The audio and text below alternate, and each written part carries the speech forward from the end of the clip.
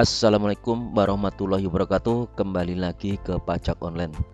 Kawan pajak, pada kesempatan ini saya ingin berbagi bagaimana cara untuk membuat skema impor bukti potong PPh pasal 23, 22, PPh pasal 4 ayat 2 dan PPh final lainnya di portal Kortek ya. Jadi dalam buat bukti potong nanti kita bisa menggunakan skema impor ya, apabila dokumennya itu atau bukti potongnya itu banyak ya. Jadi kita tidak perlu mengisi satu persatu di aplikasi e-bupotnya di portal Kortek. Yang pertama, untuk mencari skema impornya, kita masuk ke Google ya. Jadi ke Google, nanti kita cari kata kunci misalnya skema impor XML pajak atau skema impor pajak seperti itu. Kemudian nanti akan muncul ini ya, pilihan kata kunci di Google ini, kita klik ya salah satu. Nah, kemudian di sini di portalnya pajak reform ini nanti kita bisa menemukan daftar skema impor ya pajak ya. Ada beberapa macam ya, ada banyak sekali. Tinggal nanti kita pilih sesuai dengan kebutuhan. Kemudian untuk memilih skema impornya, kita pilih yang ini, yang converter XML ya. Kemudian klik, misalnya saya memilih yang bukti potong PPh pasal 23, yaitu masuknya PPh bukti potong unifikasi. Jadi masuk di sini. Setelah itu kita buka filenya. Nah seperti ini ya, jadi isinya format standar seperti ini. Ini yang dari portal DJP ya. Kemudian bagaimana cara untuk mengisinya? Saya akan coba simulasikan untuk mengisi beberapa bukti potong ya. Nah ini saya sudah mengisi. Jadi untuk petunjuk pengisian sudah ada di sini, pengisian kolom-kolomnya ya. Jadi nanti ini contoh pengisiannya. Kemudian untuk keterangan masing-masing kolom juga sudah ada di sini. Kemudian referensi jenis pajak dan tarif pajak juga sudah ada di sini ya. Kemudian kode fasilitas, kode pembayaran maupun kode dokumen transaksi penyerahan. Kemudian untuk mengisi XML-nya, yang pertama kita isi ini adalah NPWP pemotong ya. Untuk NPWP pemotong ini kita isi NPWP badan usahanya atau satker ya, atau perusahaan pemotong pajak ya, yaitu NPWP 16 digit. Kalau ini nanti NPWP-nya orang pribadi, kita isi NIK ya, seperti itu. Kemudian yang selanjutnya adalah masa pajak, kita isi bulan pembayaran pada lawan transaksi, kemudian tahun pajak. Kemudian NPWP, nah ini untuk NPWP untuk badan usaha, kita isi NPWP 16 digit. Kemudian kalau untuk orang pribadi kita isi NIK ya, 16 digit. Kemudian kode NITKU atau ID TKU itu adalah kode lokasi tempat kegiatan usaha. Kalau dia tidak ada ya kita tambahkan 06 digit. Kemudian kalau ada kode NITKU ya kita sesuaikan angka di belakangnya ini ya, yang 6 digit ini kita sesuaikan dengan kode NITKU. Kemudian fasilitas yang diterima.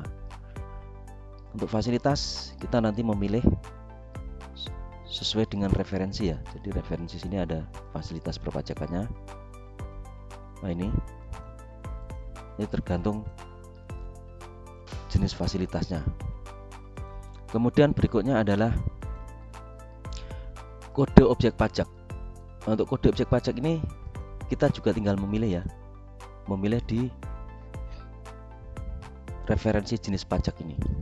Ini nanti di sini kita pilih referensinya, kode, maksudnya kode objek pajak ya. Kemudian selanjutnya adalah dasar pengenaan pajak, yaitu nilai pembayaran ya, tentunya sebelum PPN, seperti itu. Kemudian untuk selanjutnya adalah tarif pajak. Tarif pajak kita dapat memilih di sini, di kolom ketiga ya. Di daftar kode objek pajak ini sudah ditentukan tarifnya sesuai dengan ketentuan yang berlaku. Kemudian berikutnya adalah jenis tagihan, jenis dokumen tagihan. Untuk jenis dokumen tagihan kita harus mengacu ke ini referensi ya. Jadi nanti pilihannya itu bahasa Inggris, tapi sudah ada keterangan bahasa Indonesia di sebelah kanannya. Kemudian berikutnya adalah nomor dokumen. Ini nomor dokumen adalah semacam nomor dokumen penagihan. Kalau nanti faktur pajak ya diisi nomor faktur pajak seperti itu. Kemudian tanggal dokumen penagihan, di tanggal tagihan dari lawan transaksi. Kemudian ID TKI pemotong itu adalah NPWP pemotong yang tadi ini ditambah dengan kode NITKO, yaitu angka 6 digit di belakang NPWP 16 digit ya. Jadi total NPWP nanti NITKO itu 22 digit. Kemudian opsi pembayaran. Dan nanti kalau pembayarannya dengan SPMLS ya kita pilih direct. Kemudian kalau tunai untuk perusahaan-perusahaan ya kita pilih yang NA. Kemudian nomor SP2D ini untuk pembayaran yang dilakukan oleh instansi pemerintah ya, kita nanti input nomor SP2D-nya di sini. Kemudian tanggal bukti pemotongan, yaitu tanggal saat bukti potong pajak dibuat. Kemudian jika nanti kita menambahkan di bawahnya daftar bukti potong ini, tanda kecil ini yang pojok paling bawah ini kita geser untuk menentukan ring ya. Nah ini seperti itu. Kalau ini nanti nggak ada isinya, nggak diisi ya, ini harus digeser ke atas, karena nanti kalau diekspor di skema e-booknya sepertinya tidak bisa diimpor ya, akan gagal.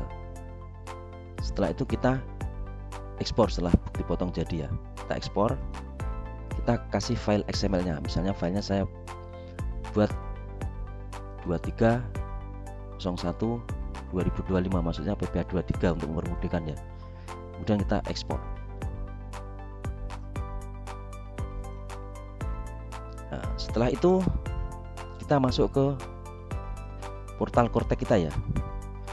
Jadi untuk mengimpornya kita memilih bukti potong ini yang pemungutan unifikasi standar, dan kita klik.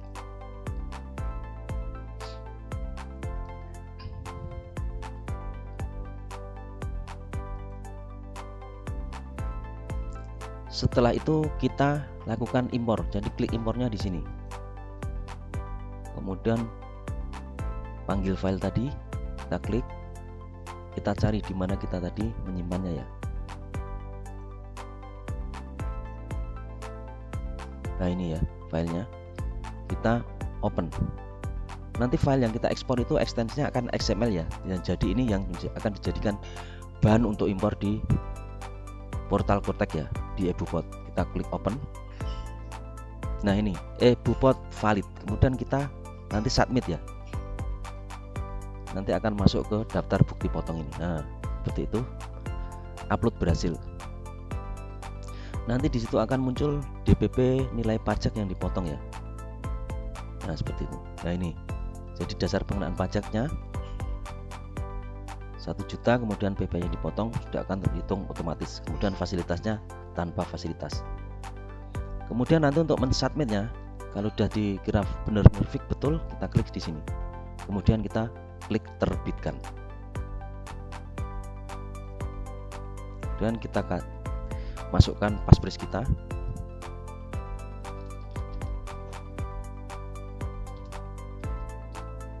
Kemudian konfirmasi tanda tangan. Nah, bukti potong berhasil diupload. Kemudian kita lihat dokumen yang diterbitkan ya. Nanti kalau sudah berhasil dia akan masuk di sini, di telah terbit. Ini dalam proses tanda tangan ya. Jadi nanti kalau ini statusnya sudah approve, di sini akan approve gitu, dan akan pindah ke dokumen telah terbit.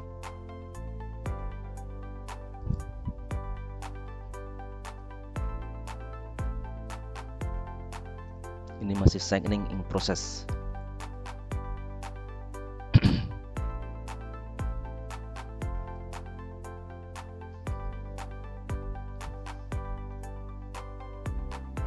Nah, kemudian untuk pembayaran pajaknya bagaimana? Kalau untuk pembayaran bukti potong ini nanti billingnya baru bisa dibuat saat kita membuat SPT ya. Jadi SPT-nya kita buat,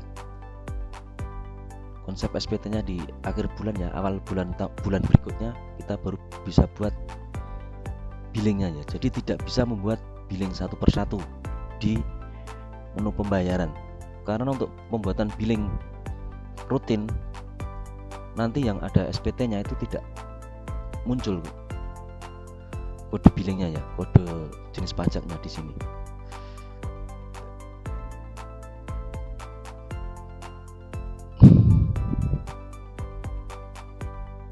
Nah, misalnya kita membuat kode billing pasal 22, di sini nggak akan muncul ya, jadi pilihannya itu nggak ada.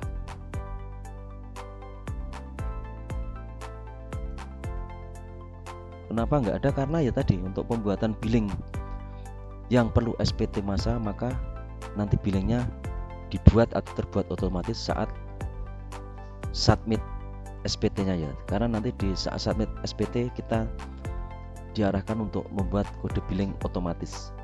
Jadi nanti kode jenis pajak dan nilai pajak akan terresum di kode billing tersebut. Jadi misalnya pasal 23, pasal 22 nanti billingnya itu hanya satu ya di Kortek ini. Jadi seperti itu kan pajak, semoga dapat bermanfaat. Terima kasih. Assalamualaikum warahmatullahi wabarakatuh.